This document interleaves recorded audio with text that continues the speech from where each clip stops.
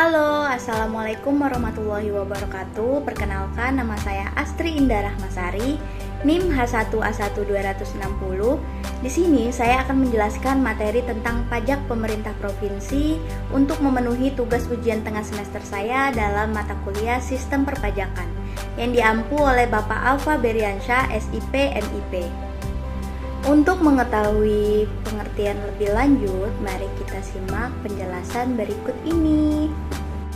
Pengertian pajak. Pajak merupakan kontribusi wajib oleh orang pribadi atau badan yang bersifat memaksa berdasarkan undang-undang dan tidak mendapatkan imbalan secara langsung digunakan untuk keperluan negara. Selanjutnya yaitu pajak pemerintah provinsi atau pajak daerah. Pajak daerah merupakan kontribusi wajib bagi seorang pribadi atau badan yang bersifat memaksa berdasarkan undang-undang dengan tidak mendapatkan imbalan secara langsung dan digunakan untuk keperluan daerah bagi sebesar-besarnya kemakmuran rakyat. Pengertian ini dimuat dalam Undang-Undang Pajak Daerah dan Retribusi Daerah Nomor 28 Tahun 2009. Pajak atau kontribusi wajib yang diberikan oleh penduduk suatu daerah kepada pemerintah daerah ini akan digunakan untuk kepentingan pemerintahan dan kepentingan umum suatu daerah. Selain untuk pembangunan suatu daerah, penerimaan pajak daerah merupakan salah satu sumber anggaran pendapatan daerah atau APBD yang digunakan pemerintah untuk menjalankan program-program kerjanya. Sistem pemungutan pajak di Indonesia mengacu pada sistem self-assessment. Sistem self-assessment adalah sistem pemungutan pajak yang dilakukan oleh wajib pajak orang pribadi atau badan dengan memberikan wewenang, kepercayaan, tanggung jawab kepada wajib pajak untuk menghitung, memperhitungkan, membayar, dan melaporkan sendiri kewajiban pajak yang harus dibayar. Wajib pajak adalah orang atau pribadi atau badan yang melakukan pembayaran pajak, pemotongan pajak, dan pemungutan pajak yang mempunyai hak dan kewajiban perpajakan sesuai dengan ketentuan peraturan perundang-undangan perpajakan. Beberapa faktor dapat mempengaruhi kepatuhan wajib pajak dalam melakukan kewajiban membayar pajaknya, yaitu sistem administrasi perpajakan modern, sosialisasi perpajakan, dan pemahaman pajak. Kemudian ada dasar hukum pajak provinsi. Pemerintah pusat bersama DPR RI telah mengesahkan Undang-Undang tentang Hubungan Keuangan Pusat Dana Daerah yang baru sebagai pengganti Undang-Undang Nomor 33 Tahun 2004 tentang Perimbangan Keuangan Pusat dan Daerah pada pertengahan Desember 2021 lalu, yang kemudian diundangkan pada tanggal 5 Januari 2022. Undang-undang ini berbeda dengan undang-undang yang digantikannya karena isinya meliputi banyak hal yang terkait keuangan daerah, yaitu yang pertama pemberian sumber penerimaan daerah berupa pajak dan retribusi, yang kedua pengelolaan TKD atau transfer ke daerah, yang ketiga pengelolaan belanja daerah, yang keempat, pemberian kewenangan untuk melakukan pembayaran daerah. Yang kelima, pelaksanaan sinergi kebijakan fiskal nasional. Sebagian besar isi undang-undang ini berbicara mengenai pajak dan retribusi daerah. Terdapat 100 lebih pasal yang berbicara tentang pajak dan retribusi daerah. Terdapat banyak hal baru terkait pajak dan retribusi, dimulai dari penyederhanaan jenis pajak dan retribusi, penambahan jenis pajak baru untuk daerah yaitu berupa opsen pajak, serta reformasi dari sisi regulasi pajak dan retribusi di daerah. Karena nantinya regulasi pajak dan retribusi daerah harus dimuat dalam satu perda yang di dalamnya sudah memuat detail segala hal tentang pajak dan retribusi mulai dari jenis, subjek pajak, subjek retribusi, wajib pajak, wajib retribusi, dasar pengenaan pajak, tingkat penggunaan jasa retribusi, saat terutang pajak, wilayah pemungutan pajak, serta tarif pajak dan retribusi. Selanjutnya adalah prinsip-prinsip pemungutan pajak provinsi. Suatu pajak daerah harus memenuhi beberapa prinsip umum, sehingga pemungutannya dapat dilaksanakan secara efisien dan efektif. Dari sejumlah prinsip umum digunakan bidang perpajakan, terdapat beberapa prinsip pokok dari suatu pajak yang baik. Antara lain yang pertama yaitu prinsip keadilan atau equity. Dalam prinsip ini ditekankan pentingnya keseimbangan berdasarkan kemampuan masing-masing subjek pajak daerah. Yang dimaksud dengan keseimbangan atas kemampuan subjek pajak adalah dalam pemungutan pajak tidak ada diskriminasi di antara sesama wajib pajak yang memiliki kemampuan yang sama. Pemungutan pajak yang dilakukan terhadap semua subjek pajak harus sesuai dengan batas kemampuan masing-masing. Sehingga dalam prinsip equity ini, setiap masyarakat yang dengan kemampuan yang sama dikenai pajak yang sama dan masyarakat yang memiliki kemampuan yang berbeda memiliki kontribusi yang berbeda sesuai dengan kemampuannya masing-masing. Kemudian yang kedua ada prinsip kepastian atau certainty. Dalam prinsip ini ditekankan pentingnya kepastian, baik bagi aparatur pemungut maupun wajib pajak. Kepastian di bidang pajak daerah antara lain mencakup dasar hukum yang mengaturnya, kepastian mengenai subjek, objek, tarif, dan dasar pengenaannya, serta kepastian mengenai tata cara pemungutannya.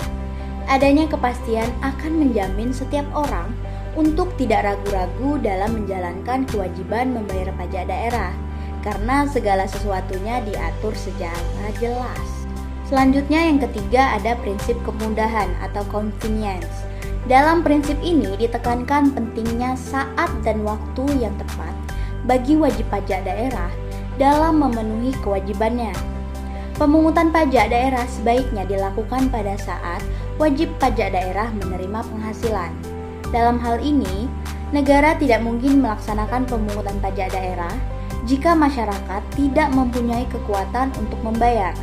Bahkan, daerah seharusnya memberikan kesempatan terlebih dahulu kepada masyarakat untuk memperoleh peningkatan pendapatan, dan setelah itu mereka layak memberikan kontribusi kepada daerah dalam bentuk pajak daerah. Yang keempat ada prinsip efisiensi atau efisiensi. Dalam prinsip ini ditekankan pentingnya efisiensi pemungutan pajak. Artinya, biaya yang dikeluarkan dalam melaksanakan pemungutan pajak tidak boleh lebih besar dari jumlah pajak yang dipungut. Dalam prinsip ini terkandung pengertian bahwa pemungutan pajak daerah sebaiknya memperhatikan mekanisme yang dapat mendatangkan pemasukan pajak yang sebesar-besarnya dan biaya yang sekecil-kecilnya. Nah, selanjutnya ada fungsi pajak provinsi. Fungsi pajak daerah sebagaimana halnya dengan pajak pusat. Pajak daerah mempunyai peran penting dalam pelaksanaan fungsi negara atau pemerintahan, baik dalam fungsi mengatur atau regulatory, penerimaan atau budgetary, redistribusi atau redistributif, dan alokasi sumber daya atau resource allocation, maupun kombinasi antara keempatnya. Pada umumnya, fungsi pajak daerah lebih diarahkan untuk alokasi sumber daya dalam rangka penyediaan pelayanan kepada masyarakat, di samping fungsi regulasi untuk pengendalian. Sesuai hal tersebut, fungsi pajak daerah dapat dibedakan menjadi dua, yaitu fungsi budgetary dan fungsi regulatory. Namun, pembedaan ini tidaklah dikotomis. Yang pertama yaitu fungsi penerimaan atau budgetary. Fungsi yang paling utama dari pajak daerah adalah untuk mengisi kas daerah. Fungsi ini disebut fungsi budgeter, yang secara sederhana dapat diartikan sebagai alat pemerintah daerah untuk menghimpun dana dari masyarakat untuk berbagai kepentingan pembiayaan pembangunan daerah.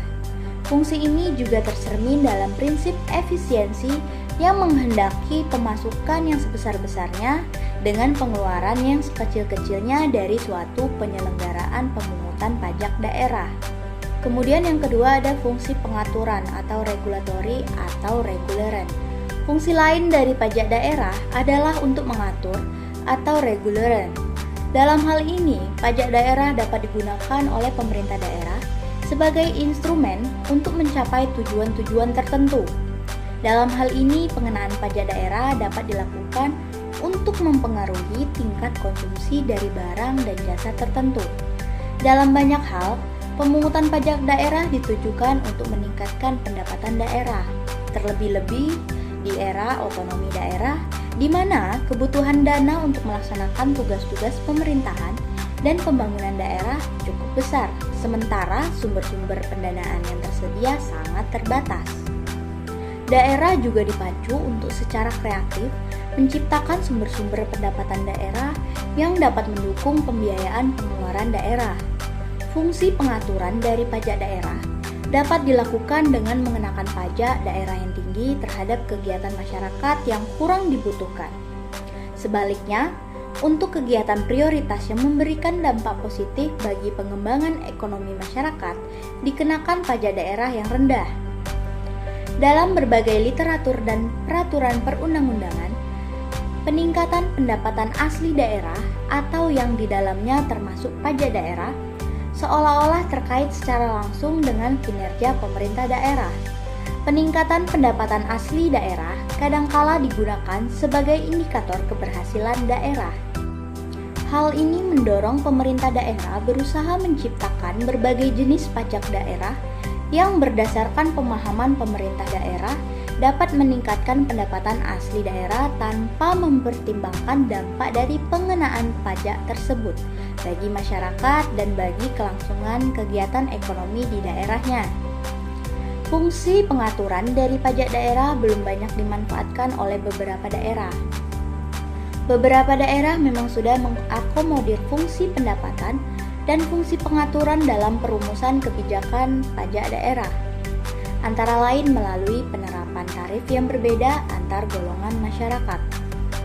Kebijakan ini dapat membantu golongan masyarakat tertentu dalam pemenuhan kewajiban perpajakannya, namun belum memberikan dampak positif yang signifikan bagi pengembangan ekonomi. Langkah yang belum banyak dipertimbangkan oleh daerah adalah pemberian insentif pajak daerah dalam rangka menarik investasi di daerahnya. Ada jenis-jenis pajak provinsi. Berdasarkan Undang-Undang Nomor 28 Tahun 2009, jenis pajak provinsi dibagi menjadi 5 jenis, yaitu yang pertama, pajak kendaraan bermotor dan kendaraan di atas air. Pajak kendaraan bermotor merupakan pajak terhadap seluruh kendaraan beroda yang digunakan di semua jenis jalan baik darat maupun air. Pajak ini dibayar di muka dan dikenakan kembali untuk masa 12 bulan atau 1 tahun. Tarif yang dikenakan untuk kendaraan bermotor beragam. Berikut adalah rinciannya. Yang pertama yaitu bagi kepemilikan kendaraan motor pertama sebesar 2%.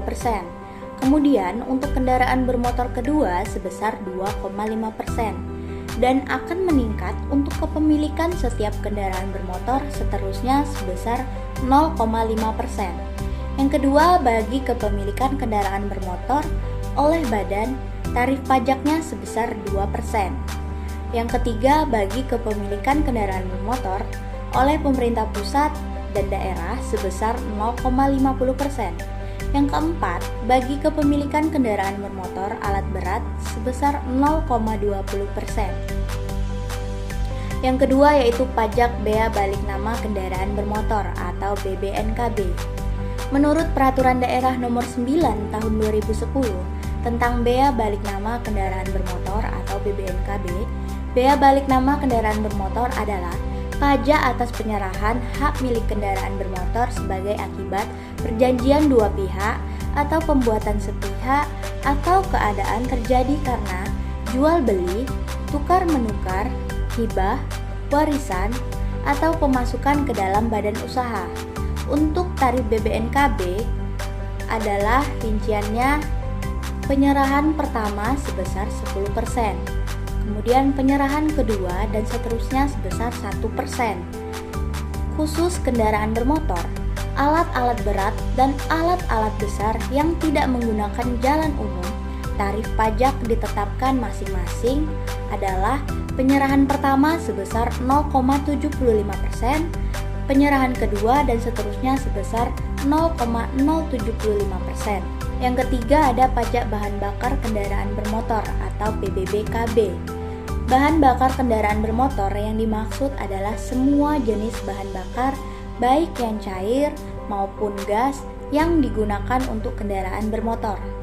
Pajak PBBKB ini dipungut atas bahan bakar kendaraan bermotor yang disediakan atau dianggap berguna untuk kendaraan bermotor, termasuk bahan bakar yang digunakan untuk kendaraan yang beroperasi di atas air. Pajak PBBKB diatur dalam Peraturan Daerah Nomor 10 Tahun 2010 tentang pajak bahan bakar kendaraan bermotor. Tarif PBBKB adalah ditetapkan sebesar 5%. Tarif pajak bahan bakar kendaraan bermotor sebagaimana yang dimaksud pada poin sebelumnya dapat diubah oleh pemerintah dengan peraturan presiden dalam hal yang pertama, terjadi kenaikan harga minyak dunia melebihi 130% dari asumsi harga minyak dunia yang ditetapkan dalam Undang-Undang tentang Anggaran Pendapatan dan Belanja Negara tahun berjalan. Kemudian diperlukan stabilitas harga bahan bakar minyak untuk jangka waktu paling lama 3 tahun sejak ditetapkannya Undang-Undang Nomor 28 Tahun 2009 tentang pajak daerah dan retribusi daerah. Selanjutnya, dalam hal harga minyak dunia sebagaimana dimaksud pada poin yang pertama, sudah kembali normal, peraturan presiden dicabut dalam jangka waktu paling lama 2 bulan. Ada pajak pengambilan dan pemanfaatan air bawah tanah. Pengambilan dan atau pemanfaatan air tanah merupakan setiap kegiatan pengambilan dan pemanfaatan air tanah yang dilakukan dengan cara penggalian, pengeboran, atau dengan membuat bangunan untuk dimanfaatkan airnya atau tujuan lainnya. Pajak air tanah didapat dengan melakukan pencatatan terhadap alat pencatatan debit untuk mengetahui volume air yang diambil dalam rangka pengendalian air tanah dan penerbitan surat ketetapan pajak daerah. Tarif pajak pengambilan dan pemanfaatan air bawah tanah yaitu yang pertama yaitu dasar pengenaan pajak adalah nilai perolehan air tanah. Yang kedua, nilai perolehan air tanah dinyatakan dalam satuan rupiah yang dihitung berdasarkan faktor-faktor. Yang pertama yaitu jenis sumber air, kedua lokasi atau zona pengambilan sumber air, ketiga tujuan pengambilan atau pemanfaatan air, yang keempat volume air yang diambil atau dimanfaatkan, yang kelima kualitas air, yang keenam tingkat kerusakan lingkungan yang diakibatkan oleh pengambilan atau pemanfaatan air. Tarif pajak air tanah ditetapkan sebesar 20%. Besaran pokok pajak air tanah yang terhutang dihitung dengan cara mengalihkan tarif dengan dasar pengenaan pajak. Kemudian yang terakhir ada pajak rokok. Pajak rokok merupakan pungutan atas cukai rokok yang dipungut oleh pemerintah pusat. Objek pajak dari pajak rokok adalah jenis rokok yang meliputi sigaret, cerutu, dan rokok daun. Konsumen rokok telah otomatis membayar pajak rokok karena WP membayar pajak rokok bersamaan dengan pembelian pita cukai.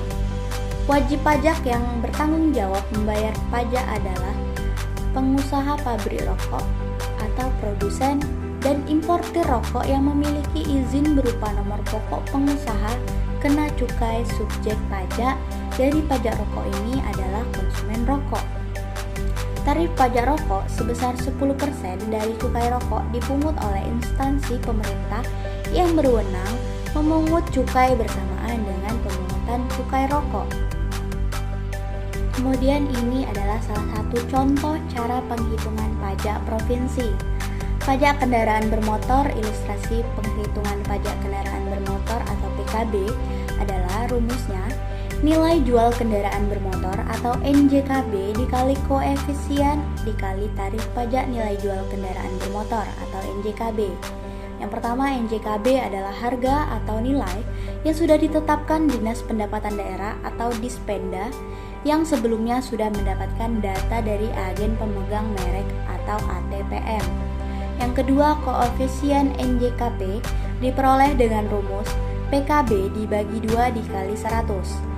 Nilai PKB ini tertera pada lembar bagian belakang surat tanda nomor kendaraan atau STNK.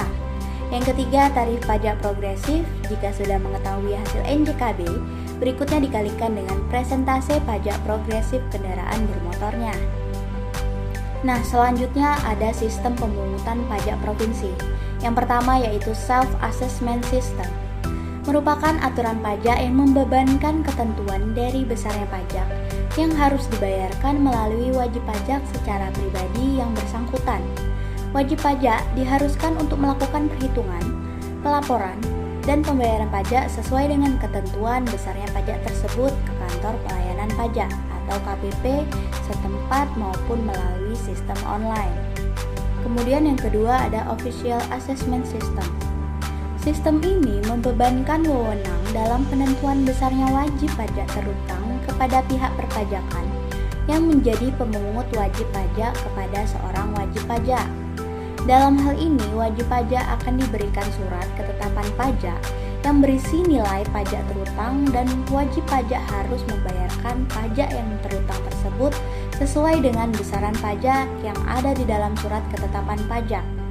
Jadi, wajib pajak tidak perlu untuk menghitung kembali besarnya pajak terutang, tetapi hanya perlu untuk membayarkannya nilai pajak terutang tersebut. Kesimpulan dari materi yang saya jelaskan tadi, pajak merupakan kontribusi wajib oleh orang pribadi atau badan yang bersifat memaksa berdasarkan undang-undang dan tidak mendapatkan imbalan secara langsung digunakan untuk keperluan negara. Pajak daerah adalah kontribusi wajib kepada daerah yang terutang oleh pribadi atau badan yang bersifat memaksa berdasarkan undang-undang dengan tidak mendapatkan imbalan secara langsung dan digunakan untuk keperluan daerah bagi sebesar-besarnya kemakmuran rakyat. Pengertian ini dimuat dalam Undang-Undang Pajak Daerah dan Retribusi Daerah Nomor 28 Tahun 2009. Adapun saran dari saya untuk pemungutan pajak di Indonesia dalam memberikan kemudahan bagi para pengelola dan pelaksanaan anggaran dalam melaksanakan tugasnya, maka sebaiknya perlu dibuat petunjuk pelaksanaan pengendalian pencatatan dan pembukuan bagi aparat atau bendaharawan di lingkungan Dinas Pendapatan Daerah pada umumnya.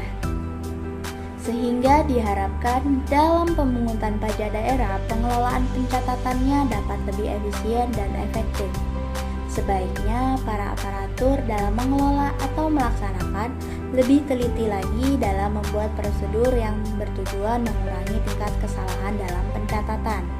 Maka sebaiknya tingkat kualitas sumber daya manusia ini lebih ditingkatkan lagi sehingga dapat tercapai target yang diharapkan dari pemungutan pajak daerah untuk menyusun APBD. Sekian, itu saja dari saya. Jika terdapat kesalahan atau pemaparan materi yang kurang, saya mohon maaf.